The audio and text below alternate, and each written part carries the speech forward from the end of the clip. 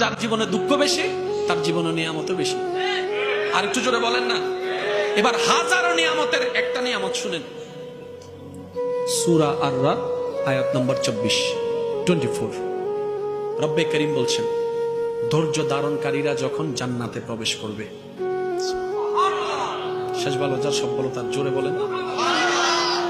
দুনিয়াতে কষ্ট পেয়ে ধৈর্য ধারণকারীরা যখন জান্নাতে প্রবেশ করবে মুহূর্তটা কেমন হবে রব বলছেন,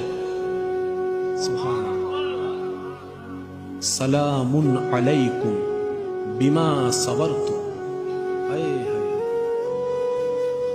সবাই যারা জান্নাতে যাওয়ার সবাই ডুববে, কিন্তু এই জান্নাতে ঢুকার মধ্যে যারা ধৈর্য ধারণকারী তারা যখন ডুববে, আল্লাহ বলছেন তাদেরকে এমনি তেমে ঢুকানো হবে না, ভিআইপি ভাবে ঢুকাবো আমি আল্লাহ। আল্লাহ কিভাবে বলে যে নূরের ফেরেশতা দাঁড়াই থাকবে, ধৈর্য ধারণ ব্যক্তিকে সালাম দিবে, সালাম দিবে, সালাম দিবে। সুবহানাল্লাহ।